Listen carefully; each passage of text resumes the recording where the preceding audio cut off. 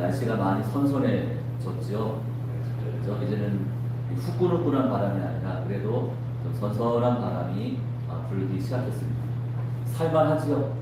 네, 무더운 여름 어떻게 보내나 했는데 여름이 다 지나가고 있습니다. 얼마나 감사한지 모르겠습니다. 이제 겨울을 또 어떻게 지내야 되나. 그래서 우리 광야교회 나와서 처음 맞이하는 이제 겨울이 될 텐데, 근데 생각보다 괜찮은 것 같아요. 여름도 구성전보다는 좀 더 시원하고 또 겨울도 아마 좀 괜찮지 않을까, 그런 생각을 해보게 됩니다. 자, 오늘은 여호와 니시의 하나님이라는 제목으로 말씀을 전하려고 합니다. 오늘 본문은 이스라엘이 출애굽한 이후에 광야에서 치렀던, 광야에서 처음으로 만났던 그런 아말렉 족속과의 첫 번째 전쟁을 기록하고 있습니다. 세상에서는 흔히 전쟁의 승패가 군사력에 달려있다고 말합니다. 얼마나 좋은 무기를 가지고 있느냐, 또 군사의 숫자가 얼마큼 되느냐, 그거에 따라서 이미 전쟁은 승패가 결정난다, 그렇게들 말합니다. 그러나 이번 아말렉과의 전쟁은 달랐습니다.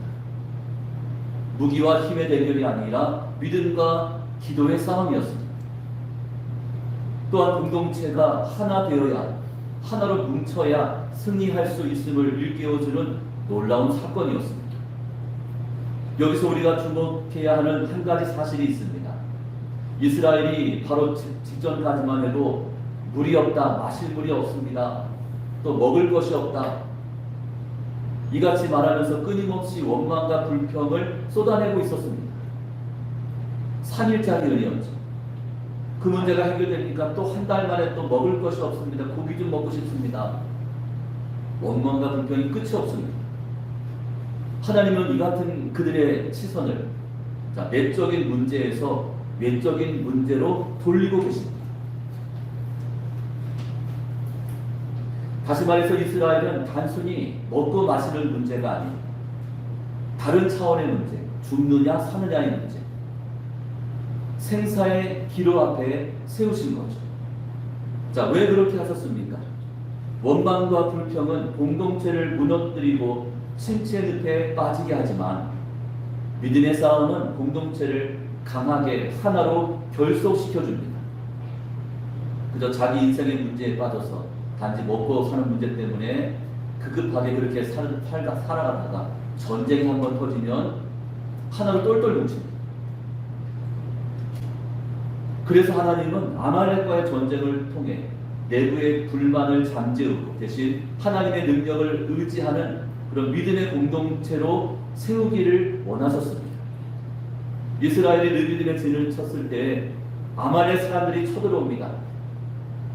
그때 모세는 여호수아에게 이렇게 말했습니다. 9절 말씀입니다. 우리 보시면서 같이 읽습니다. 모세가 여호수아에게 이르되 우리를 위하여 사람들을 택하여 나가서 아말렉과 싸우라. 내일 내가 하나님의 지팡이를 손에 잡고 산 꼭대기에 서리라. 군사들을 뽑아서 아말렉과 싸우라, 그렇게 명했습니다. 이스라엘의 지도자였던 모세가 군사들을 직접 이끌고 전쟁터로 달려간 것이 아니었습니다. 일반적으로는 최고 사령관이 군사들을 이끌고 앞장서서 전쟁터로 달려가는 것이 일반적인 모습인데 모세는 그렇게 하지 않았죠. 대신 아론과 훌을 데리고 어디로 올라갔습니까? 산 꼭대기로 올라갑니다. 여기서 우리는 이 전쟁의 핵심이 눈에 보이는 물리적인 싸움이 아니라 눈에 보이지 않는 영적 전쟁임을 깨닫게 됩니다. 영적인 싸움이었습니다. 자, 모세가 산 꼭대기에 서서 손을 들고 기도를 시작하였더니 신기하게도 이스라엘의 승전보가 들려옵니다. 그러나 그의 손이 피곤해서 내려오면 아말렉이 이겼습니다. 11절에 쉬운 성경을 이렇게 번역했습니다. 모세가 팔을 치켜 들고 있는 동안에는 이스라엘 백성이 싸움에서 이겼지만 모세가 팔을 내리면 아말렉 사람들이 이겼습니다. 무엇을 알 수 있습니까? 결국 이 전쟁의 승패는 산꼭대기에서 하나님께 기도하는 모세의 손에 달려 있었습니다. 기도하는 손에 달려 있었다는 사실이죠. 여러분, 우리 인생 또한 영적인 전쟁터입니다. 여러분, 한 주 동안 인생의 전쟁터에서 잘 싸우다가 웃었습니까? 대답 좀 하이소. 네. 여러분, 사단 마귀는 끊임없이 저희를 공격합니다. 울부짖는 사자처럼 덤벼들 때도 있고, 또 때로는 광명한 천사를 가장해서 달콤하게 유혹해 올 때도 많습니다. 자, 그런데 우리의 힘만으로는 이 싸움을, 저 사단 마귀를 감당할 방법이 없습니다.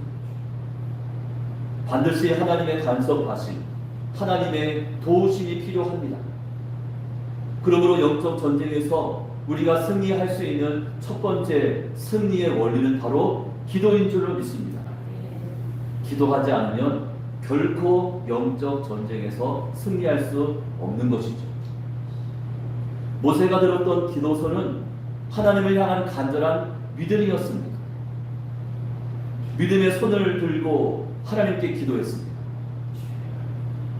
또한 모세의 손은 하나님 뜻에 철저히 복종하겠다는 항복의 손이었죠. 그래서 두 손 들고 항복합니다. 하나님께 항복하겠습니다. 나는 능력이 없습니다. 항복의 손이었습니다. 자, 그러자 하나님은 그 모세의 손을 통해서 이스라엘을 승리로 이끄셨습니다. 자, 오늘날 우리도 마찬가지입니다. 인생의 각가지 문제를 만날 때마다 먼저는 그 문제에 매달릴 것이 아니라 하나님께 매달리셔야 합니다. 두 손을 들고 하나님께 항복해야 합니다. 하나님, 저 할 수 있는 거 아무것도 없습니다. 나는 무능력합니다. 나는 죄인입니다. 하나님의 도움이 필요합니다. 두 손을 들고 기도하는 것이죠. 이처럼 하나님의 간섭하심과 도우심을 구할 때, 자, 그때까지 보이지 않던 승리의 길이 우리 앞에 활짝 열리게 된다는 사실입니다. 자, 하지만 모세도 사람인지라 그의 팔은 점점 더 무거워졌습니다. 기도하던 손이 내려오기 시작합니다. 여러분, 아무리 믿음이 좋다 해도 혼자서 그 모든 것을 감당할 수 없습니다. 자, 그때 모세와 함께 산에 올랐던 아론과 훌이 그제서야 자신들의 역할을 합니다. 자, 모세가 산에 올라갈 때 아론과 훌을 같이 데리고 올라갔다고 했습니다. 이왕이면 여호수아와 함께 전쟁터에 나가서 백성들을 독려하면서 전쟁에 참전하도록 했을 텐데, 근데 아론과 훌마저 데리고 산을 올라가는 거예요. 이제 아론과 훌이 자신들의 역할을 합니다. 자, 12절 말씀입니다. 우리 같이 읽습니다. 모세의 팔이 피곤함에 그들이 돌을 가져다가 모세의 아래에 놓아 그가 그 위에 앉게 하고 아론과 훌이 한 사람은 이쪽에서 한 사람은 저쪽에서 모세의 손을 붙들어 올렸더니 그 손이 해가 지도록 내려오지 아니한지라. 여러분, 아론과 훌이 명령을 받아서가 아니라 자발적으로 모세를 도왔습니다. 먼저 모세의 손이 피곤치 않도록 돌을 옮겨다가 그를 앉게 했습니다. 모세 양쪽에서 그의 팔을 어떻게 했습니까? 내려오지 않도록 팔을 붙잡아 줍니다. 양쪽에서 팔을. 여러분, 내가 팔을 이렇게 들고 있는 것하고 옆에서 누가 팔을 붙잡아 주는 것하고는 하늘과 땅 차이입니다. 그들의 헌신 덕분에 모세의 손은 해가 질 때까지 내려오지 않았죠. 그래서 여호수아는 아말렉을 물리칠 수 있었습니다. 이 장면은 우리에게 함께하는 신앙, 공동체 신앙의 중요성을 가르쳐 줍니다. 여러분, 교회는 서로가 유기적으로 연결되어 있는, 끊을래야 끊을 수 없는 그런 끈끈한 운명 공동체입니다. 자, 믿으십니까? 네.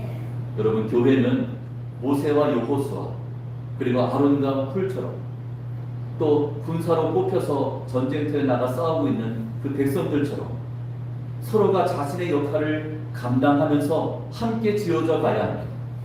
그래서 한두 사람의 헌신 가지고는 될 수 있는 문제가 아닙니다. 모든 지체들이 자신의 역할을 십시일반으로 감당할 때 함께 지어져 가는 것이 교회입니다. 우리 또한 힘든 시간을 겪을 때가 있습니다. 기도의 손이 무거워져서 그 손이 점점 내려올 때가 있습니다. 예전에는 기도를 많이 했는데 지금은 기도를 하지 않고 있는 자신의 모습을 발견할 때가 있는 거죠. 견고했던 믿음이 인생의 풍파를 겪으면서 흔들릴 때도 있습니다. 믿음이 참 좋았었는데 어느 순간 보니까 믿음이 사라지고 없는 거죠. 자, 그때 필요한 것이 무엇입니까?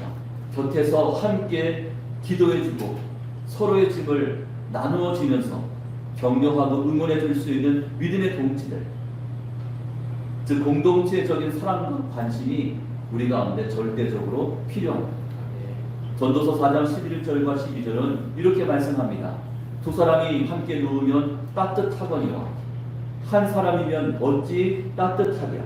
한 사람이면 패하겠거니와 두 사람이면 맞설 수 있나니 세 겹줄은 쉽게 끊어지지 아니하느니라. 그리고 한 사람이면 패할 수밖에 없습니다. 적이 막 밀고 들어오면 한 사람이 아무리 실력이 출중한다 해도 어찌 이길 수 있겠습니까? 근데 두 사람이면 맞설 수 있다고 했습니다. 그리고 세 겹줄은 쉽게 끊어지지 않는다. 함께 연합하며 함께 동역함이 얼마나 능력이 좀 힘이 되는가를 말씀해 주고 있는 것입니다. 사랑하는 여러분, 혹시 여러분 곁에 혼자서 홀로 고군분투하고 있는 그런 지체가 있지는 않습니다. 우리가 그들의 아론과 훌이 되어 주어야 합니다. 그들 곁에서 그들을 붙잡아주는 그 역할이죠.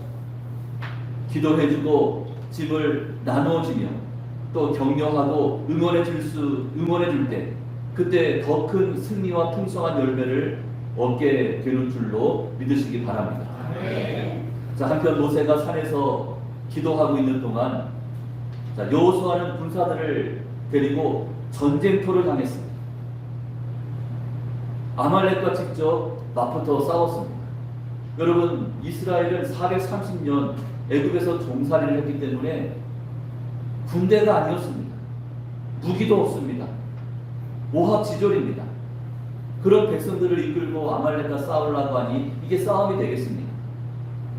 여러분, 아말렉 족속은 광야에 살고 있던 호전적인 민족, 늘 밥 먹듯이 싸움을 해왔던 무기를 가지고 있는 그런 민족이 아말렉이었습니다.